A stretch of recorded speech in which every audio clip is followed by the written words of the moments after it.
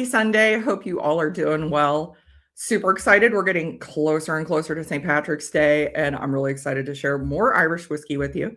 Hit that like, hit that subscribe, that share, all that great stuff YouTube likes us to do. Let's see who we have in here. Let me know what you're drinking. If you've got a whiskey poured already on this Sunday, if you've just got soda, water, let me know what you're drinking. Let's see who we have in here today. We have Paul M2093. Cheers, Stacy and all. Cheers to you, Paul. Thank you for joining us. Kilco Whiskey Musings. Cheers to you, Kilco. Kilco, let me know if you're going live after here. I checked and I didn't see your thumbnail, but let me know if you're going live.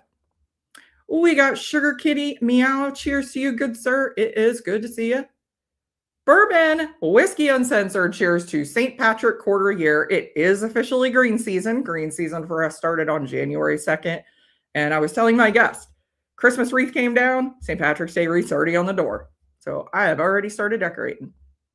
We got Debbie. Happy Sunday to you, Debbie. It's good to see you. Thank you guys for joining. I did see that the football game starts at 6:30. The other one looks like it's pretty well done. I don't know what happened. 4 interceptions. Goodness gracious. Thank you, Sugar Kitty. Everybody remember, lick the like the lick. It tastes like a green shamrock. Thank you, Sugar Kitty. We got Josh Fritz. Good evening, all. Cheers. Good to see you, Josh. Yoris, it's good to see you. Good evening to all of you. It's good to see you. I was hoping you'd join us today. You may have had some of these. Currently having Coke and sushi. Might have had a Powers at 3 a.m. this morning. It is always a good time for Powers. Not poured yet, but intending to have it, the 2 Stacks Apricot Brandy. I love that you're going to try that. That is such a great bottle. I'm very grateful. I picked up myself a backup of that one. I'm going to probably grab another one, to be honest. That is just a real good pour. Okay, Gourmet Coffee Day. Okay, so Kilco, we'll wrap up, and everybody make sure you have the notification bell for Kilco stream at 7 o'clock. Make sure we jump over there. Hey, Andrew, Irish Whiskey Land. Nothing in the glass yet, but I'm thinking about a dram of Cologne rum and raisin in a couple hours. Cheers, Andrew. It is good to see you. One of these whiskeys in this flight, Andrew might recognize really well. Cheers, Peter White. It's good to see you. How are you doing? Sugar Kitty already did try the rum and raisin. Sugar Kitty, let me know what you think. Hey, Robbie. Cheers to you, Robbie, joining us from Ireland. It's good to see you, Robbie. All right. I want to introduce my guest. I'm really excited. I got to meet him a couple years ago when Ohio did the big Irish Cask and Craft events and got familiar with his podcast. Please help me welcome Chris from the Scotchy Bourbon Boys. Hey, everybody. Chris. Hi, Stacy. How are you? Good. Thank you so much for joining me. I've been wanting to do this forever. I'm like, I was trying to set up my schedule all the way to St. Patrick's Day, and you're one of the first people, honestly, that popped into my head. So thank you for finding the time. Appreciate that. Yeah, I mean, we got to know each other pretty well a couple of years ago during this time of year, and your passion for Irish whiskey is unlike very many. I just don't know very many people that are into it like you, and I love that. So for me, it's great because as much bourbon forward as I probably am, I love Irish whiskey. So it's a good base to come back to, and so I'm excited to try what you've sent and be a part of this. So I have sent Chris a blind flight of Irish whiskey. Actually, you know what I did not do, and I always do, so let me do it real quick here. I'm going to send the answer key to my Patreon. So if you are a member of the Patreon, you're going to get to see what exactly Chris is drinking. Oh, that's not fair. So if you have the bottles, you can pour along with us. Answers for tonight.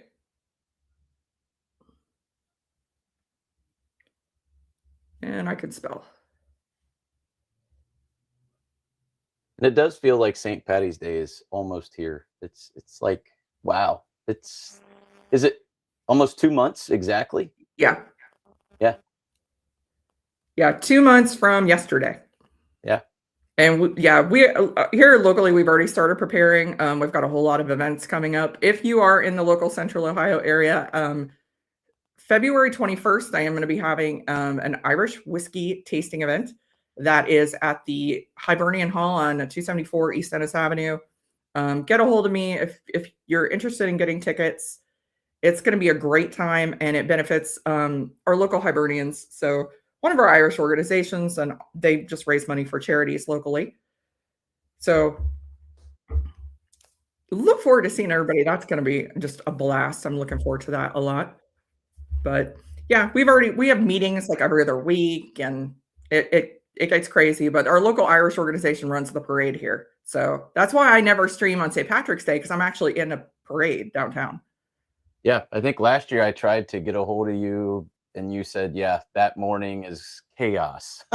Yeah. I get up. We're downtown at St. Patrick's Church, and at mass, and then we do the parade, and then we do the big event at the convention center after that. They usually got like 1,500, 2,000 people in there, and all the local officials, and then we just basically bar hop the rest of the day. So it's a busy day. It's a working day to do that parade. I think 9 out of 10 people with an Irish Wolfhound are at a parade. Yeah, we don't have the Irish Wolfhound anymore, but yeah, we're still in the parade every single year. Hey, Dave Vogelsang. Cheers, Dave. Sugar Kitty's talking about Cologne. I liked it. It was solid. Not head over heels for it. I wish I had a bit longer finish because it is really good. Has some Irish hug and stay in power, but more hug than flavor. Yeah, it might open up a little more, but yeah. It's one of my faves, is the Cologne Rum and Raisin. Guinness sales just started at the liquor store. I just had a Guinness actually at the bar last night. I'm pretty sure I'm probably the only one that ordered one. But let's get into sample number 1. So I did mention, so only one of these bottles is actually available in the US. All the rest of these are Irish exclusives. I can tell you don't have any 80 proofers in here. Okay.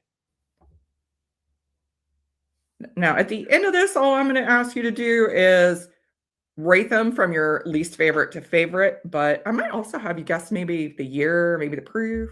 Oh, that's not fair.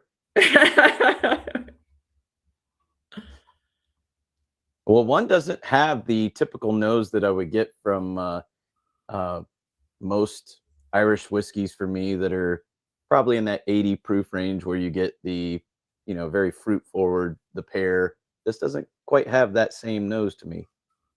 This is definitely, it's deeper than that. Yeah, and I did send you, so none of the finishes on these are the same. Okay. Everything is different. Hey, Eric. Cheers to you, Eric Gunderson. Good to see you. Ben, suggesting that Powers John's Lane, that's always a solid pour. Always a solid bottle. Make sure I didn't miss anybody here. Hey, Richie Z. Cheers to you. It's got a lot of nice warmth on the palate. It just kind of stands up right there. Holy cow. This out of the lineup is one of my favorite. Actually, even from the brand, this has been one of my favorite bottles. Yeah, this has got a very nice, robust, just like I said, it just kind of hits you right there and just stays on the mid of your tongue. It's not not thin at all. Very long finish. Yeah. Has probably more of a, and not to say it's like a bourbon, because it's not, but it definitely has more of that kind of staying power than some whiskeys do. Yes. Definitely get a little more of that caramel, maybe even a little butterscotch more than typical. And so I love the notes you're giving, because it's all going to make sense when I reveal the bottles at the end. It's going to make a lot of sense what you're getting. Well, yeah. So whatever that finish, whatever this was finished, whatever barrel that is, definitely has that influence more than a fruit flavor, which again, I like fruit.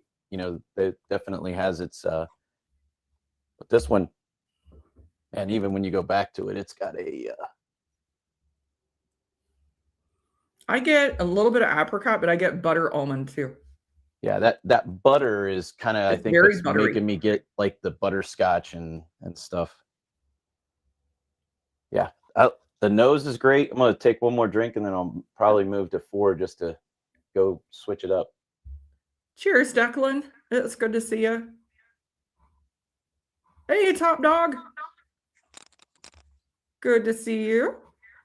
What's Let me nice know is what like, you guys are drinking. I think I got so that everybody. the grain flavor is still there. You know, the barley still comes out and you still, that second drink, you do pick up a little more of the fruit. But still very.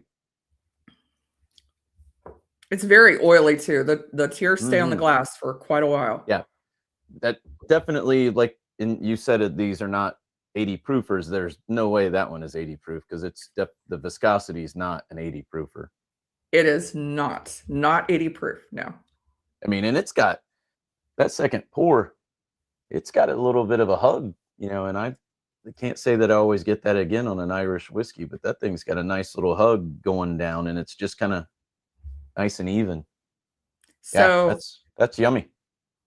these are they're pretty widely ranging in the proofs, but these are all what would be considered cask strength. Okay. Oh, thank you, Richie. Eric is pouring some Cologne 10-year Hungarian oak cask. I love that one almost as much as I love the Pinot Noir. That one was so good. Hungarian oak is one of my favorites right now.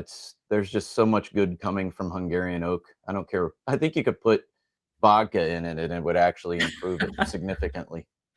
So I don't disagree with that. I'm a sucker for French chestnut. Just that spicy, buttery. Yeah, it's amazing. All right. Do you want me to move to 4? Number 2. Or 2. Sorry, I'm going. Yeah. No, you're okay. Make sure that I got my bottles right. I want to go the opposite way. All right. So number 2. Robbie joining us from Ireland. He is having a W.D. O'Connell single grain 15-year cask strength. Oh, you had the cask share, the Cooley. 62.5 ABV. Let me tell you, Cooley single malt, you don't really find as much anymore, but there's still a lot of great Cooley single grain out there. And that is, I've heard nothing but rave reviews about that bottle. That sounds awesome, Robbie. You know, this one is one of my newer favorites in the lineup. I think every single one of them is a favorite at some point. This has got a really nice, soft, almost like a raspberry sherbet baking kind of thing going on, but I get a little bit of that raspberry out of it on the nose. I could see raspberry. Ooh, just almost really, like a raspberry, not like a coffee cake, maybe. Yeah, but it's real like soft. A Danish. Yeah, it's real soft, but very pleasant. And then once you smell it, it's hard to get your brain to get off of that and move on to the next note because that one kind of stands out. But yeah, that's got a really, really nice and different nose. All right, let's give it a whirl. All right.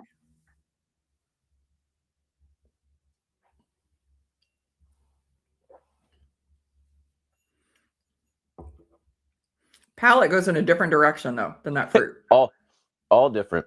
It went over the tongue, kind of hit the top of your mouth, and then just went to the finish. And not in a bad way, because the vanilla that's there from that baking kind of note that was on the nose is really prevalent now in the palate. Mm-hmm. I also get chocolate on this. Yeah, that's like a dessert finish to this one. Again, heavy mouthfeel, viscous, oily. Oh yeah, the legs were nice there for it was. That has got such a sweet, even like it's weird because some bourbons and whiskeys, when you drink them, they don't leave anything to your lips. Mm-hmm. This leaves it on your lips. Like I keep licking my lip, like because that sweetness is there. This is one I think would be phenomenal with like a Nadura cigar. Oh my God, that raspberry, it's a raspberry sherbet kind of note going on that is just, wow. That's fun. And doesn't drink probably as proofy as the other one. You know, if you were gauging the two of those, one would probably feel like it was a higher proof, but that doesn't mean anything. But it drinks lighter and sweeter than the first one. You are absolutely right about proof. So I was telling Chris we were at a restaurant that has a bourbon bar last night. And one of the pours that my husband and I shared was actually a Mary Dowling rye. And we're drinking that. I'm like, man, that comes off as spicy. That's proofy. And you look and it's 93 proof. I'm like, okay, well, Right. that's not proofy then. Yeah. Yeah. Proof is so it's tricked. I think we get tricked on our palate to thinking that's the proof, but I don't know. It's like, you know, that an older age stated bourbon or whiskey typically goes up in proof, you know, so usually if you start tasting those tannins and oaks, that's where you know the proof is at. But yeah, it's hard to gauge. But the mouthfeel on both of these is really good, but hit in a totally different way. Yeah. And they are vastly different. When I tell you what they are, they're vastly different. Very cool.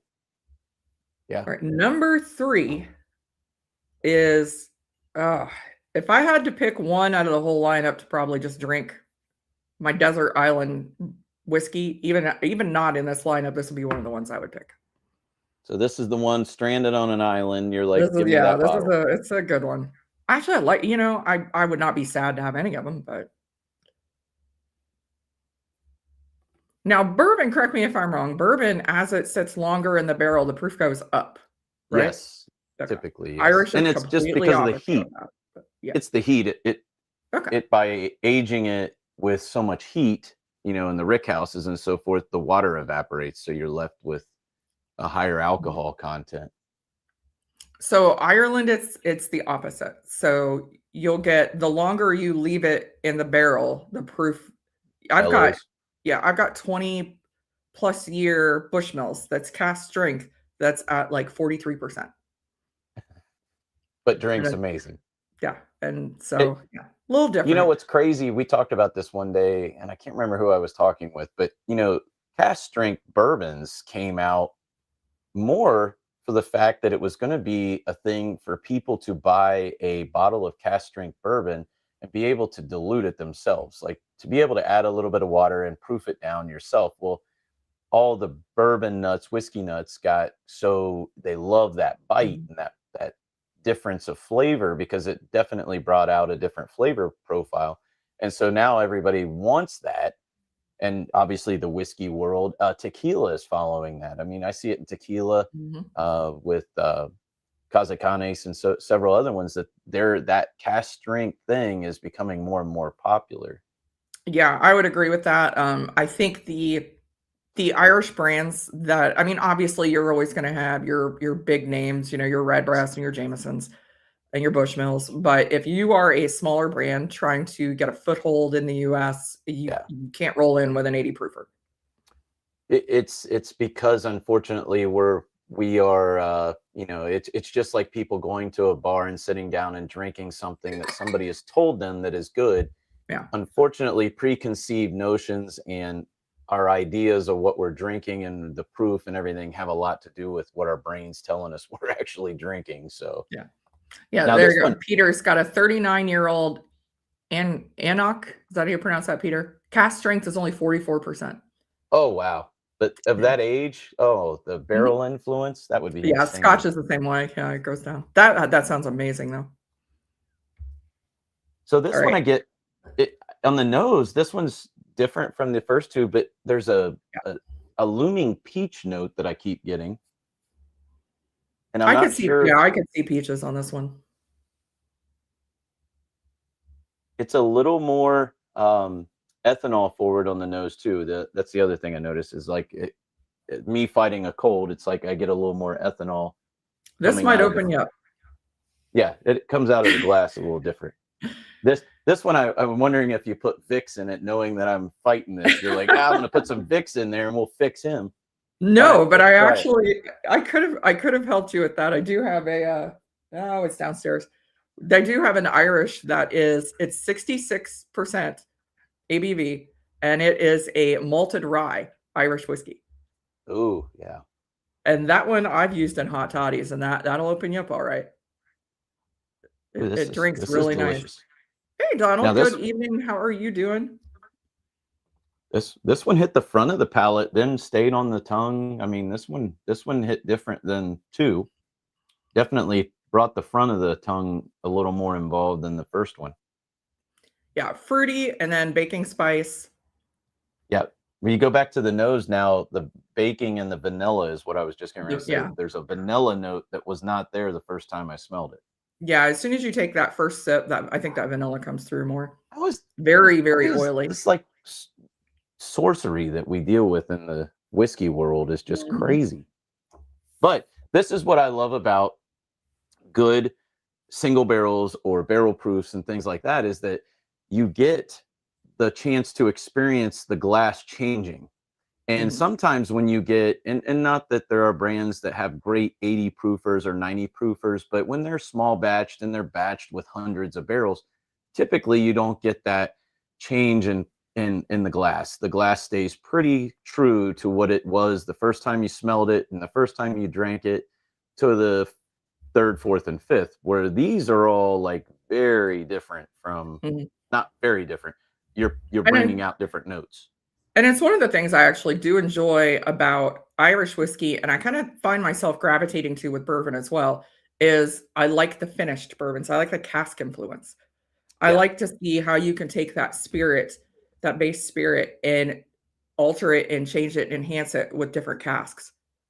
Just had that conversation Friday with a gentleman from a distillery in Columbus, because they're going to start doing some finishing in some barrels, and I'm like, please get an Armagnac and a Calvados and a Tokai. Brilliant. And so they're looking at upping the game. So I'm like, yes, there's those some are some of my potential. favorite. Armagnac, Amontillado, Palo Cortado, Calvados. Oh my gosh, that would be, Armagnac is one of my favorites. I've only had a couple of Armagnac finishes. The one being the Dark Arts bottle that came out, the Dark Arts bourbon that was released in Ohio. That was phenomenal. And Dunville's had a 20-year Armagnac finished Irish whiskey. I just drank an Armagnac with Macaulay at Dark Arts last Friday. I was down there, and it's his wedding barrel. It's his wedding barrel. So he's getting married, and his wedding barrel is this crazy Armagnac, and it is. And I even said it on the thing. I'm like, well, it's so good, but I don't want to tell people it's that good because you can't get it. Like, it's not going to be released. But very good. I agree with you 100%. I think 2026 could be a very good year for finishes. When people know how to do it right, because if you don't know how to do it, it can go wrong. But I think the Irish whiskey world has showed us, sherry, I think, the sherry finishes in Irish whiskey have been around for a while. Yeah. And we see it now in bourbon. And most of the time, a sherry finished bourbon is very popular. People love that finish. It is a sweetness it complements it very well. Yeah. So yeah, and these guys have heard me say it. Like, I think bourbon is trickier to finish. I do think Irish provides a really nice canvas for finishing. Bourbon's tricky. I think it's easy to overdo it. Oh yeah. I mean, New Riff has that sherry finished bourbon, and the first time I tried that, I thought it was overwhelming, actually. Yeah. Their sherry finished rye, but people have told me that the subsequent batches that they dialed it back and that they're really good. And you think that statement right there, think about like all these brands, and whether you're whiskey, bourbon, whatever you are, like the trial and error of putting something in a barrel, a Madeira barrel, for instance. Madeira wine is so powerful. So if you put something in it, it could be a matter of 2 weeks to a month. And just that little bit of time, it's either reached a point where it's really, really good, or it's overdone. And then you have to start over. So yeah. I think Sauternes is like that too. I think Sauternes can overwhelm really easily. And so there's I think that definitely kind of clears the playing field, so to speak, with a lot of the distilleries, is there's not a lot of people who are willing to take that chance of throwing product into a barrel, not having the right person to do it. So you have places like Dark Arts that do really well with secondary, Old Louisville. They They're one know of my what. favorite at finishing. I think they do an amazing job at finishing. Yeah. And Really. whatever you got going on here, some of these, I mean, that raspberry note is insane on that second one. I can't like it's one, it's like going to a good restaurant. You're like, oh, I want to go back there. Well, that's kind of how two is. Yeah. That note is just different. You don't get that very often. All right, you Sugar moving Kitty on to likes the Calvados, just not the finishing. Robbie says he is going to try a bottle of the Boan. So Boan is a distillery in Ireland that's known for the Whistler brand. They're the ones that produce that. They're also producing these historic mash bills. So Robbie's going to have one that is a vintage mash bill from a recipe from 1910 from Oloroso Hogsheads, ABV 60.8. And it's a Celtic Whiskey Shop exclusive. Nice. That sounds really good. Is that available on Uber Eats or no? we can't try that I one. wish. That sounds amazing. Yeah. Celtic Whiskey Shop is it's a very large retailer in Ireland. They do some of their own cask bottlings, single casks. That one sounds absolutely amazing. Yeah. Sugar Kitty's. I'm not even going to attempt to pronounce that. Sugar Kitty. I just Paul just purchased the Kilholman 13-year finished in bourbon. Is that octaves or staves? Oh, and Calvados casks. Calvados is good. Calvados is real good. Yeah. And like I've noticed people that I suggest Calvados to, it's not everybody's jam, but I think that it's one of those that for me it stands out. Like it's very unique. I like Calvados. Calvados is probably Armagnac, like I said, Amontillado. Those are some of my favorites. And yeah, like I said, bourbon's tricky. Bourbon's tricky because I think it's such a strong spirit on its own that either it's undiscernible, it's a sweet spot between undiscernible and way too much. And I think Irish is a little easier in that regard. But all righty. Number 4. Make sure I got number 4. This is a little lighter on the glass, not as light as 5, but a little lighter. It is a little, it is a little lighter.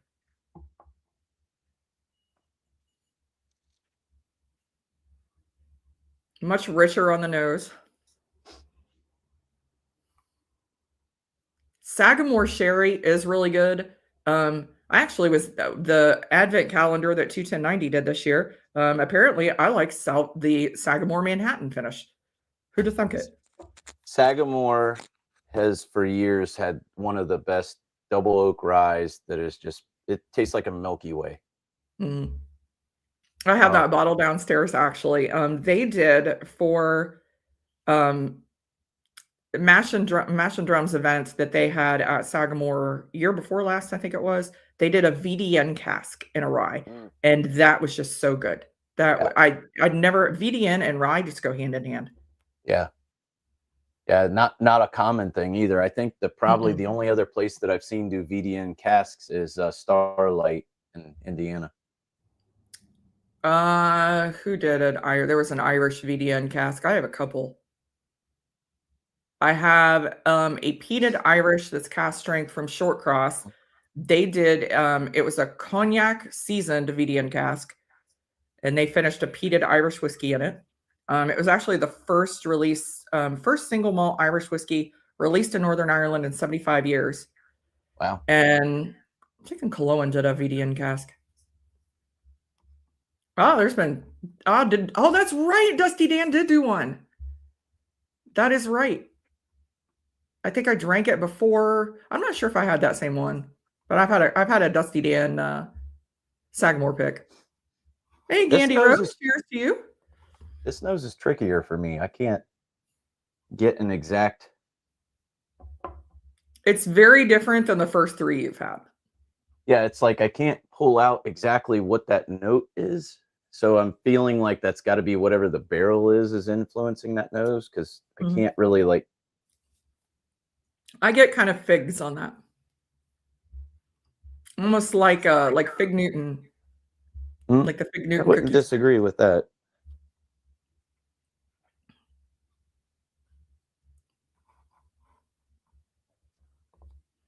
Yes, Vino di something Spanish. Spanish fortified wine. Now this one goes more definitely for me more fruit forward. The pear comes more out. Um, a little spicier on the front of the tongue. It is a little spicier. So I'm guessing maybe a little younger. I could be wrong, but has that taste of more of a little bit younger.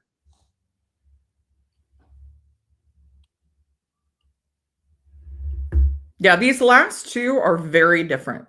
I like the nose, but man, The first three are, I mean, they're all different from each other, but the first three are still probably more calm. Well, not really. Never mind, because the one isn't. But well, maybe in the proof and age, I yeah, feel like the first three are older, a little older, and maybe a little more proofy. I feel like this just smells and tastes a little younger, but I could be completely wrong.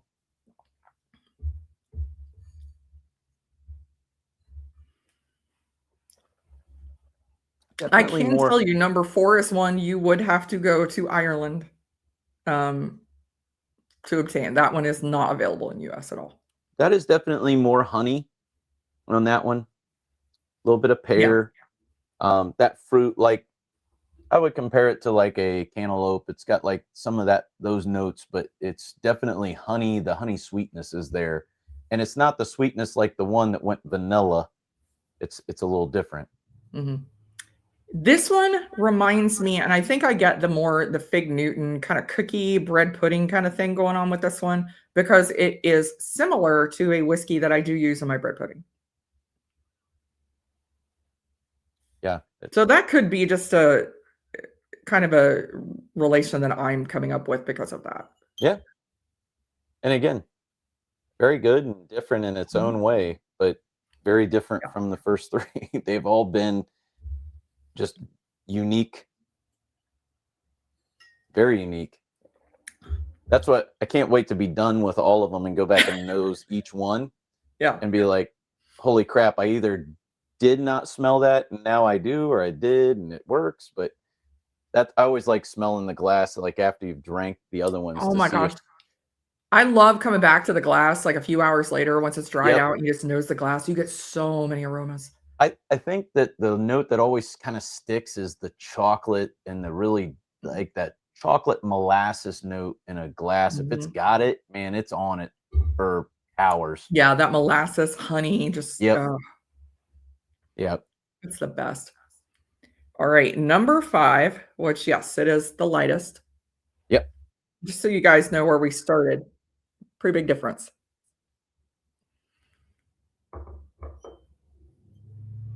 Oh, this has got a different. Oh my god, that's way different. Totally different, totally different. Now, see, this reminds me, and I'm not. I shouldn't say it because I'll be completely wrong, and then I'll be like, "Bah, bah, bah." This reminds me of a white Moscatel finish, like a Moscatel, like it's got I that could I actually could see that. I could that see similar nose. notes. The nose to me is like okay, Moscatel, like that's like it has that orange, a little bit of orange, but Yeah, sweet. very similar notes that I get on this that I got on the Bua White Moscatel that we were talking about Yes, earlier. as soon as I smelled it, that's what came to my mind. Like, oh, that bottle popped up in my brain. Hey, cheers, James Morgan, joining us from the UK. It's good to see you.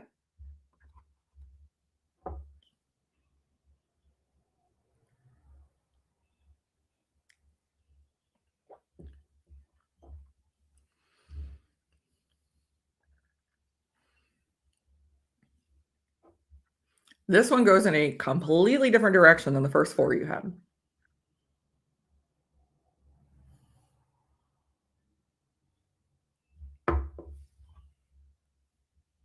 So there's a dryness in this that the wine influence of whatever that barrel is definitely pulls that dryness out of your tongue, which sherries will do that.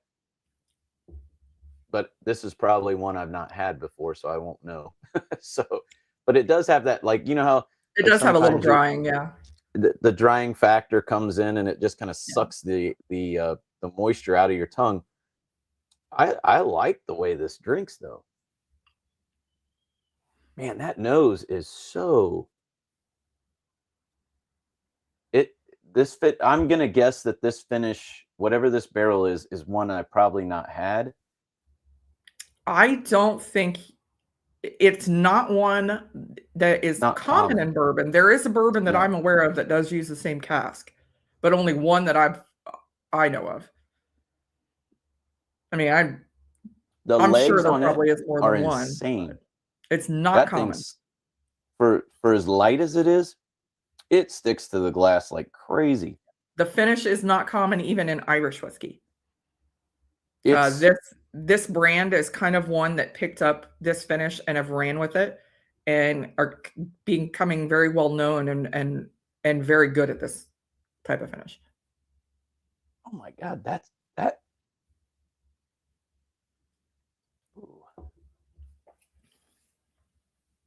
This isn't fair, Stacy. This is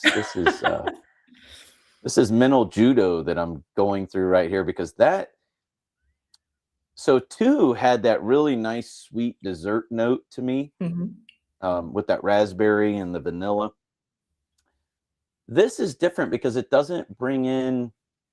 It's not like a set fruit. It's almost there's a sweetness, but it's like I wouldn't know if it's like maybe confectioner sugar, but it's like different. It's well But man, balanced, I think, with the spice that's going on, with almost there's like a tobacco note that's going on. I think it's a little more balanced in sweetness. and And as light as it is, like you look at the glass and you're like, oh, okay, yeah, you know. Don't number judge stuff 5 by is the cover. actually the one that you can get in the US. This one you can get. Yes. Ah, Yeah. Hey, cheers, Derek Whiting. It's good to see you. Hey, Joe, Independent Joe, how are you doing?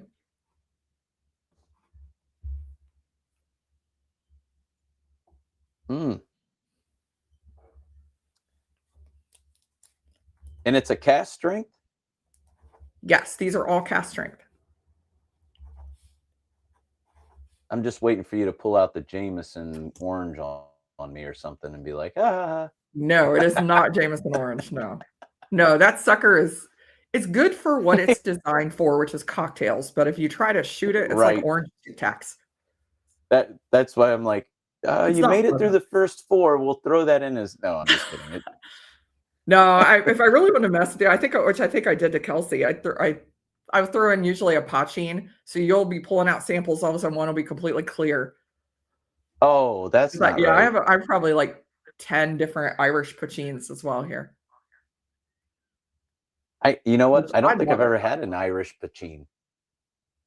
I'm gonna have to get you a sample. I'm sure we'll run into each other at some events here soon. I'll I'm gonna see get you a you in the sample of it. next 2 months. We will definitely. Guarantee. Yeah, I guarantee we'll I run into each other. I like.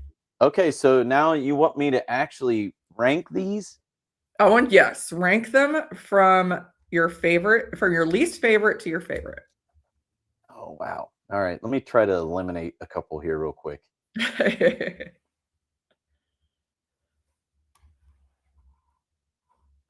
Man, one has to be influenced by either a coffee or a stout beer. There's some darkness to that is different than the other ones. Raspberry, what the crap? It is. I can't. Number 2, the raspberry note like hits me in the face. So number 2 is a distillery that my husband and I kind of fell in love with, and we did get the opportunity to visit, absolutely fell in love with what they're doing. And so as they've had new releases, I've kind of snapped a couple of them up, not as many as I would have liked, but yeah, you guys got to do a nice trip there. That was awesome. That was a great trip. We got through 7 distilleries in 6 days. It's yeah, That's a trip. When drinking a we lot need to do from that. drinking a lot from casks. A couple of distilleries had had assigned casks, um, so we can buy the bottles when the whiskey matures and gets of age.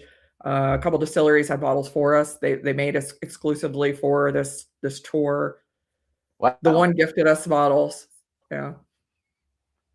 It was a great experience. And it was nice to meet all these people that I talk to all the time. So I talked to them I think online, and it was nice to finally meet them in person. And I don't think I've right. told you the story. So one of the people I was most excited to meet was Brandon Carty from Cologne Distillery. I absolutely love Cologne. It's up in the Mourne Mountains. And so I went to Middle West Spirits and picked up their VDN cask. They had their winter wheat rye blend that was the Oh VDN yeah. finish.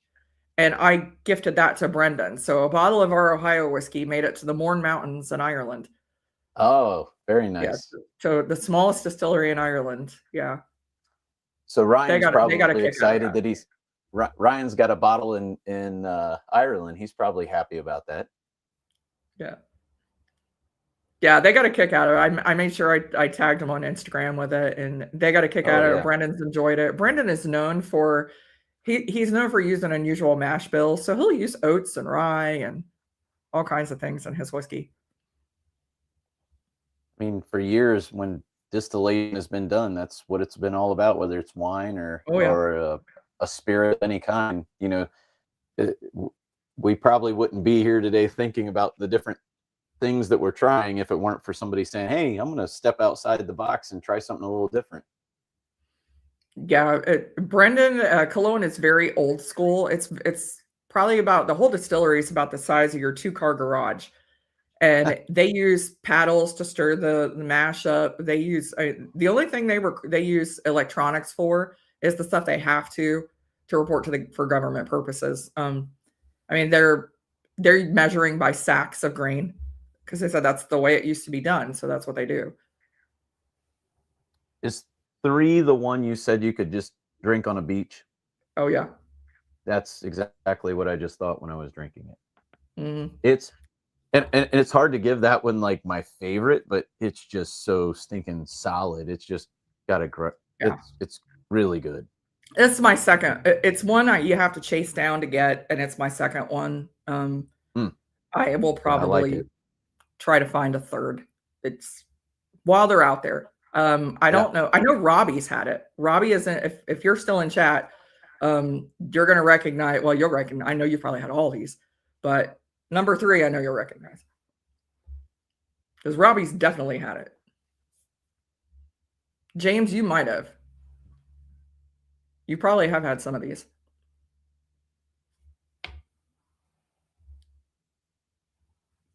This is tough.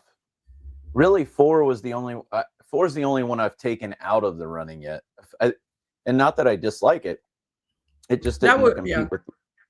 That would be my, if I had to pick a last, that would be my last as well. But I wanted to mix, just give something different. Yeah, and again, I would drink it and enjoy it. It's really good, but it's not. It's different than these. No, I would agree with that. Now, so it's James, between 1 and all the links for Chris's info or Sugar Kitty. If one of my mods can post the link to the podcast, they're in my description. So make sure you guys are subscribed. There's some great podcasts. You guys do 2 a week, right?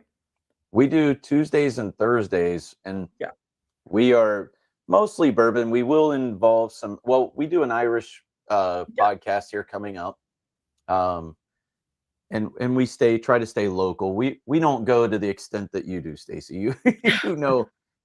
We're talking to the guys at Bua that are here in Columbus, and we do mostly the local things that have to do with the state of Ohio bringing in, because be honest, I mean, Ohio, they've done a really good job of bringing Irish whiskey in, but there's still a lot of people that don't even know anything other than a Jameson, Well, and now is the time, if you're in Ohio, to get the Irish, because it's all been discounted a lot. Well, not all of it, but a lot of it has. There is that. Like last year, I picked up a bottle of the Writer's Tears Ice Age, or the ice wine.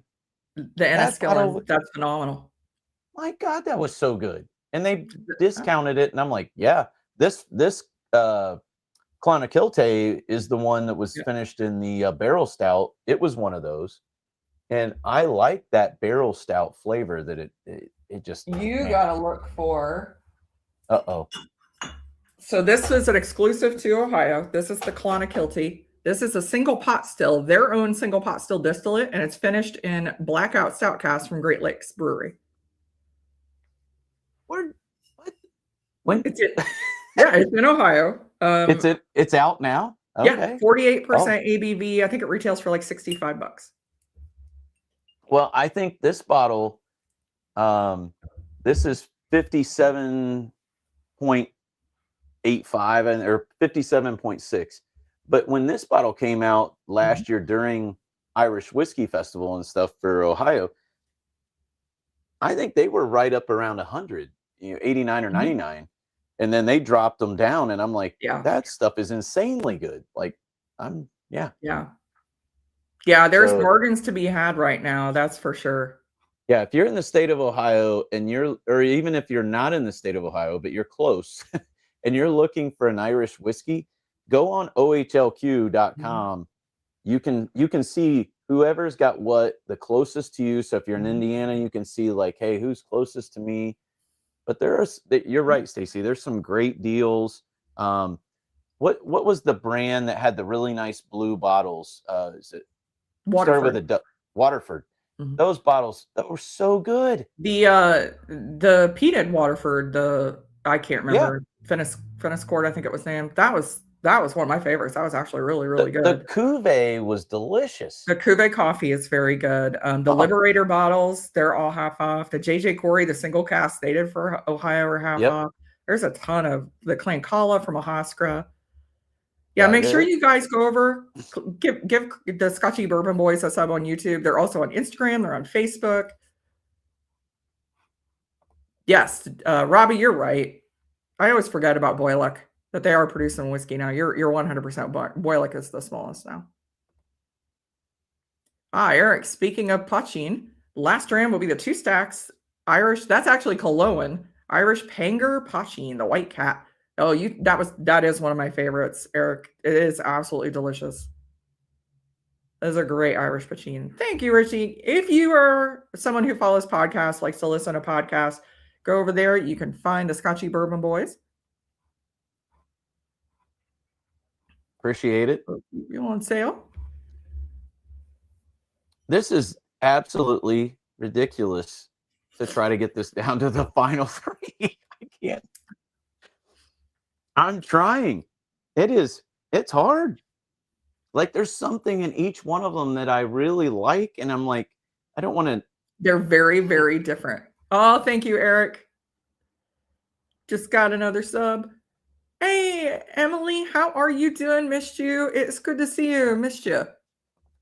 And Richie's throwing your Instagram link out. Thank you, Richie. Thanks. Appreciate that very much. All the best mods. Stacey, this is tough. All right. So at the point of number 3 is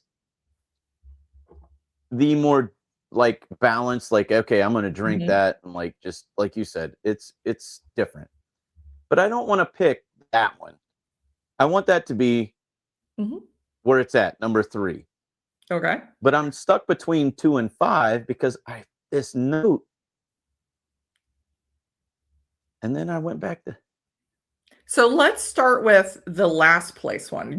Number 4 is your last place. So tell me what you think the proof is on that one. Oh, this sucks. Hold on. You are correct. It is younger. So I don't know. Robbie, you might actually know when I show the bottle, you might know the actual age on this. I have a feeling it's right around 5-6 years. Oh, it's still 5. So it's not that young. No. It's not 3 years old. No, I do have some 3-year Irish, and it does not drink like it's 3 years. I'm just going to go with 100 proof. 100 proof. Okay. It is actually 59.77. Oh, so I suck. 118. Number 5, number 4, what you were drinking is a whiskey called Tomangate. This is a single malt port finish, ruby port finished Irish whiskey. Oh, it's a port. Okay. So this Yeah. is out of Limerick. This is made by Nick Ryan out of Limerick. I don't know. I used to know. I think it is around 5-6 years, but this is sourced whiskey. So this is Great Northern. But that is a ruby port cast finish. And still, that's not that young. I mean, 5-6 years old is not. I mean, that's okay. What? So Irish whiskey, what, 3 years is the regulation? Yeah, 3 years. 3 years. Yeah, 3 years. And I do have the Colognes up here. There's several of those that are 3 years old. None of them drink like a 3-year-old whiskey. They're very good. Right. Yeah, there's some 3-year-old whiskey out there that does drink like a 3-year-old whiskey. But. All right, I'm stuck here. Hold on. Man, I really want number 1 to be my favorite, but all right, so I'm gonna go.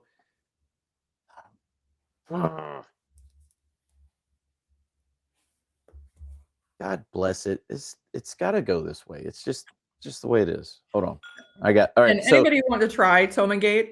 It is still available in Ireland. If you're at a state you can have things shipped into, which really isn't many in the U.S. right now. They're having troubles. But if you go to Ireland, you can find Tomangate sitting on shelves in Ireland.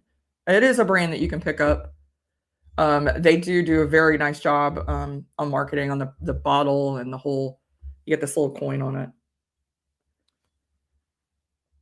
So 2 for my number 4 spot is going to be number 1. Okay. So and I like it, and this is going to hurt because you're going to tell me something I don't want to hear. So tell me what you think the age and ABV of this one is. Oh, I'm going to guess this one's probably more of the 8-year. Okay. So I'm going to guess the ABV on this to be 105. You're actually not that. You're pretty almost spot on the ABV. The ABV is 53.2. Okay.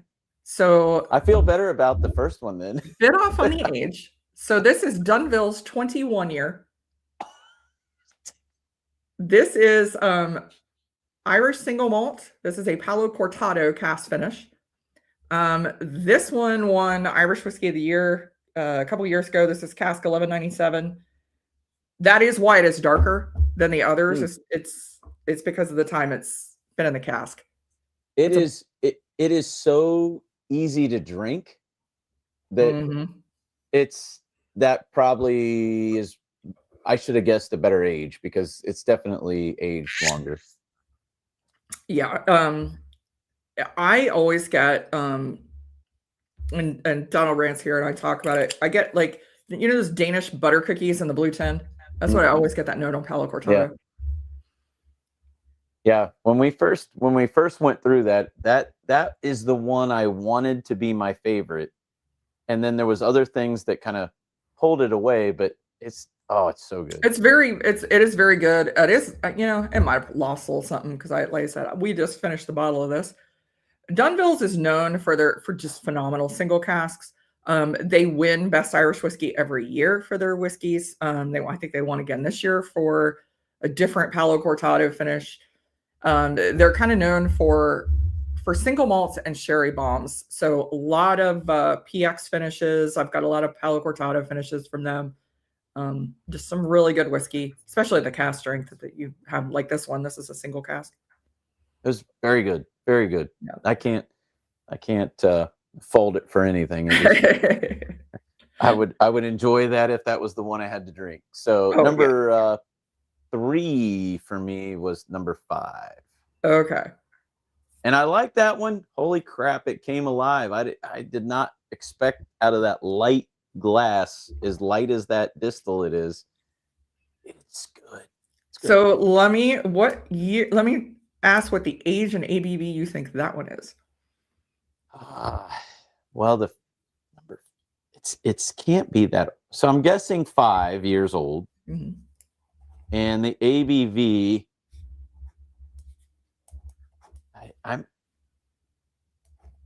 So it's going to be higher because it's younger. So this is the thing that messes me up with bourbon, is it goes the opposite. So I'm going to say 118.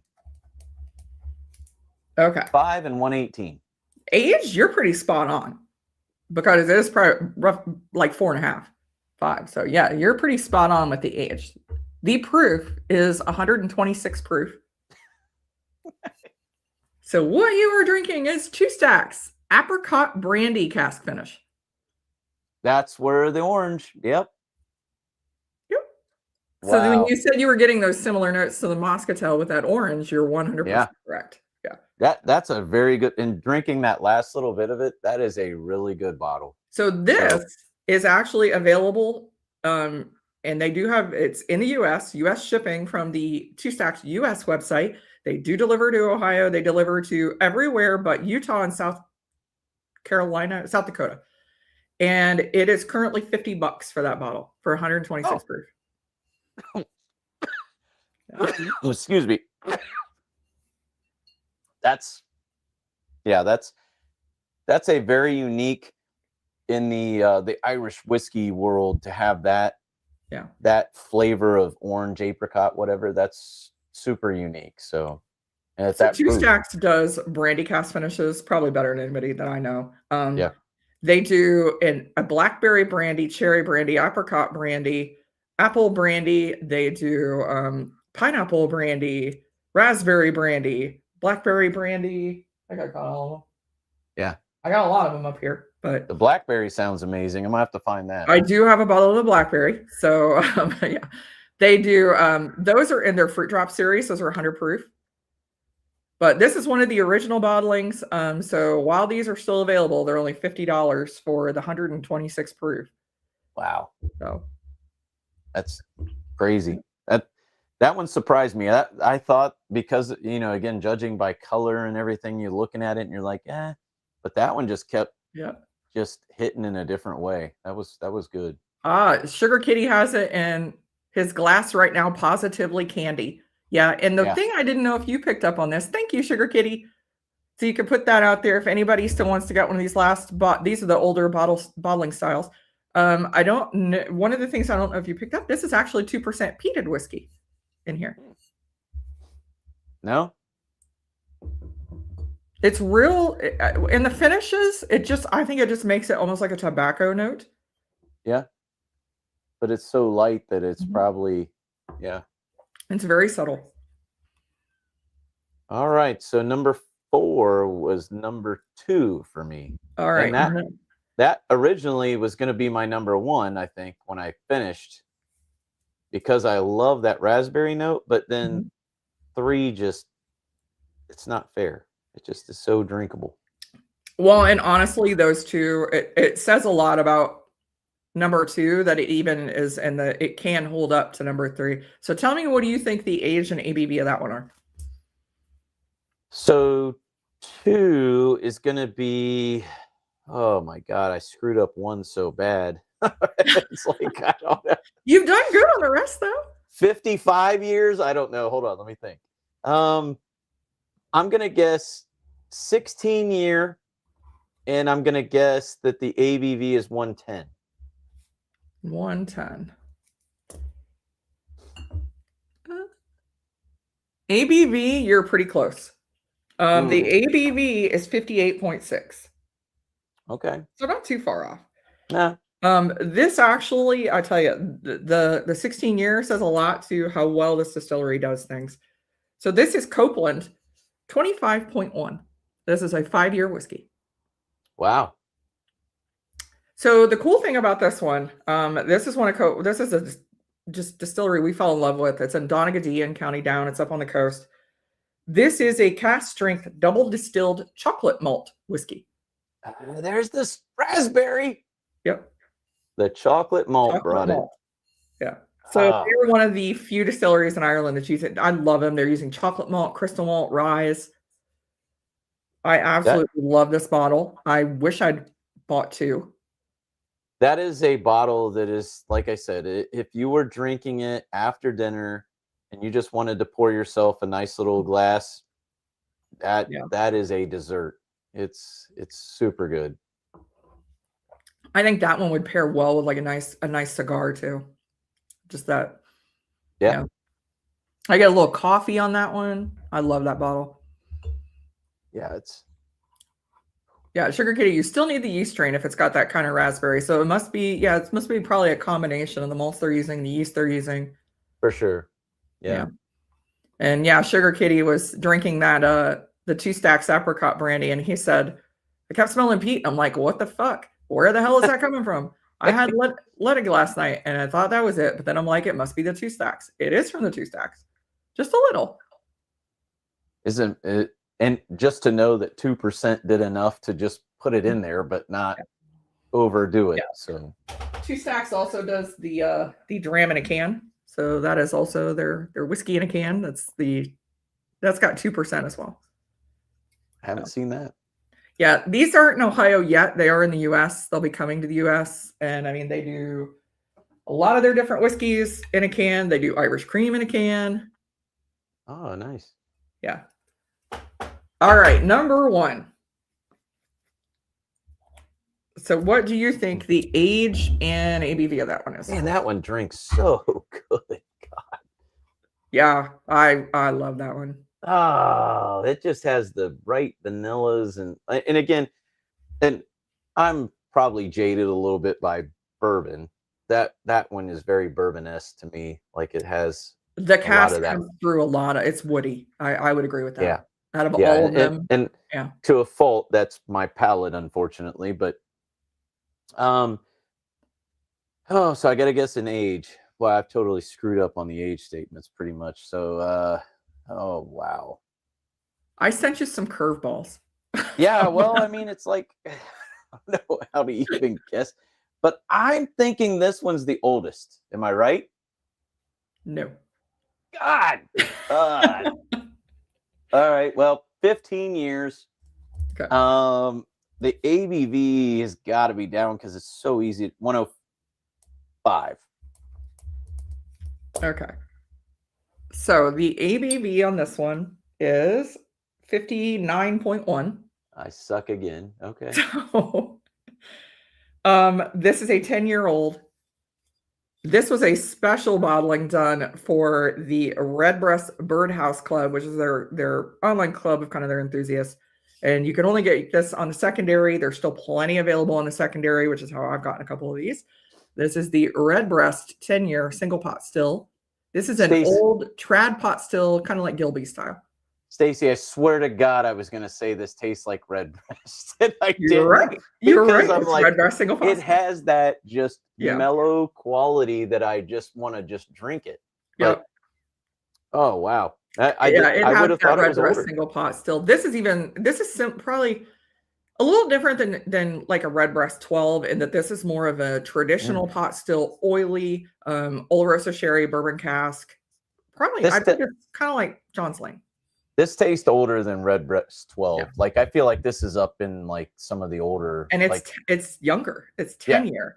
Yeah, it has that flavor profile of some of the older ones. Though. It's that spicy oily trad pot that I know a lot of people love. Like that's why we love John's Lane. It's because it's that similar old style. Yeah. Yeah, really. Wow. Yeah. Amazing. So you can't get this in stores, but still, if you're on Whiskey Bitters, Irish Whiskey Auctions, they still have some. Usually every month you can find some of these floating around.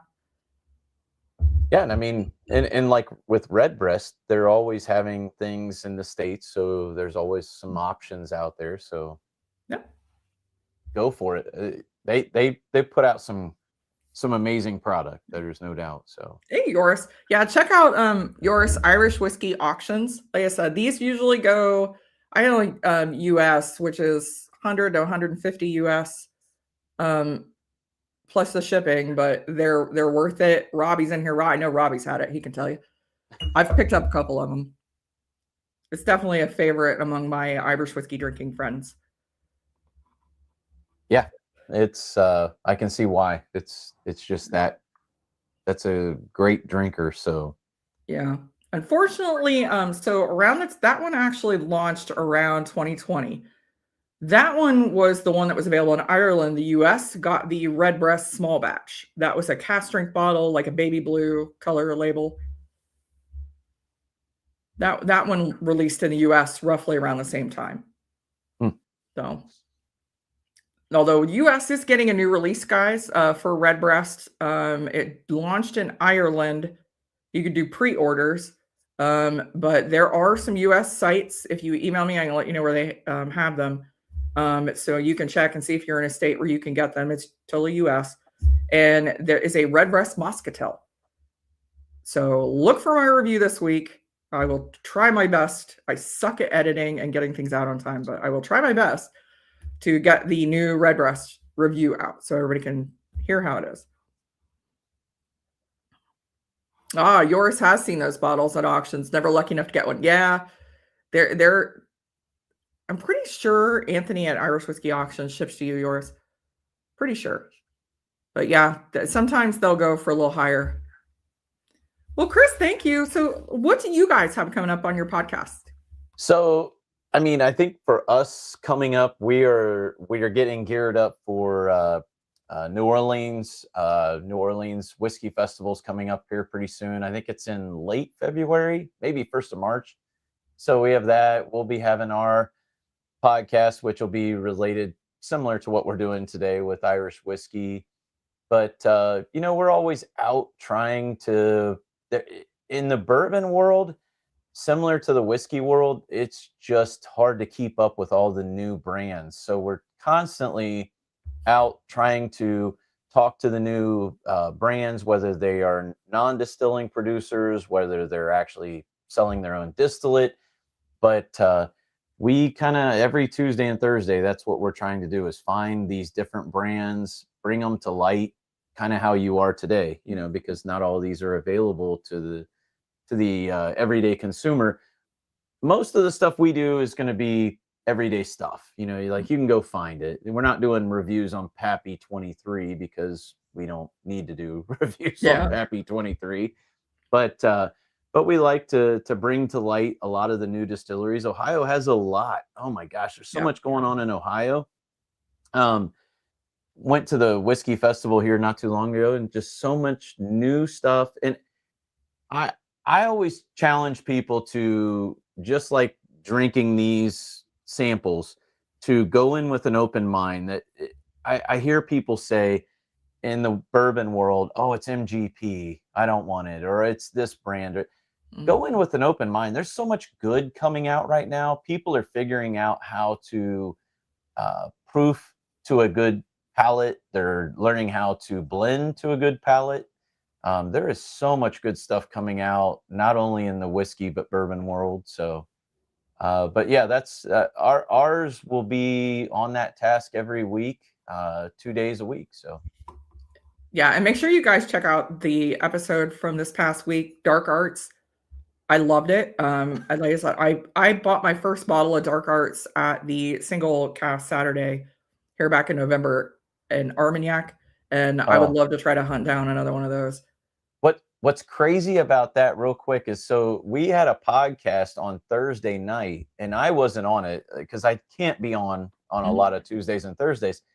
And after the podcast was over, it wasn't related to Dark Arts, but Macaulay from Dark Arts got on after the podcast and stayed on throughout the night, not knowing that I was going to be there. Macaulay knew that I was coming the next morning, but nobody else knew that I was.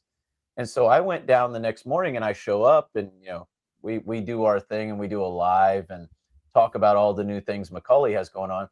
But the guys had no idea I was coming down. It was just a random coincidence that it happened the way it did. Wow. So somebody has a question for you. James is asking if you've ever had Springbank. No, I have not. No. Big Scotch. That's a very popular Scotch. Yeah. With Springbank, yeah. So a lot of the Scotches for me, I'm not a huge Scotch drinker. I like some Scotches. I will try anything. I'm one that, like, don't say no because you never know. But I'm not a big on a heavy peat, but I like a little bit of peat because I like to change my palate up a little bit. So it's just like drinking this tonight with so much barley influence. When I go back to bourbon, it kind of mellows things out a little bit. So yeah, Springbank is kind of a lighter peat, I think. But yeah, Sugar Kitty is he's 100% right. Yeah, there's a big it's a pricey scotch. It's yeah. It's got a big following.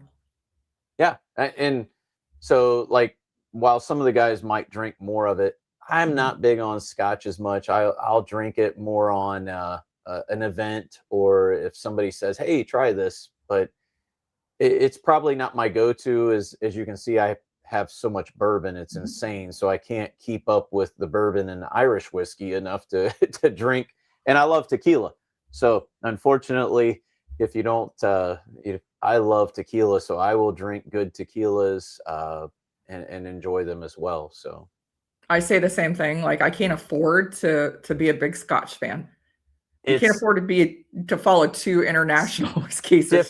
Scotch is different. It's different. Yeah, it's I can buy a bottle of 16-year Armagnac and I can enjoy it, but when you in cognacs, but boy, holy cow, some of those scotches get really expensive. They do. And again, not my palate. I enjoy it for a breakup, but it's not like, like I want to enjoy it, kind of get my palate reset. Yes, but not to drink every night. It's not as enjoyable for me, but that's me. Well, thank you for coming on here today. I really appreciate it. This was so much fun. Yeah. Make sure you guys are following all of the Scotchy Bourbon Boys links that were posted above. Yeah. And then we will see you hopefully in the next couple of weeks. We'll see you at Burns Pub or somewhere. I'll run into you and we'll rehash some new stuff. I'm sure you will. I'm sure you will. We'll end up running each other at the same events. Yes. All right, everybody. Kilco is live streaming right now, so make sure you jump over there, tell him I sent you, say hi. Anthony is going live tonight, Bourbon Neophyte. He's going to be going live in the 9 o'clock time slot. So I will see you all next week. Everybody have a wonderful rest of your weekend, and Sláinte.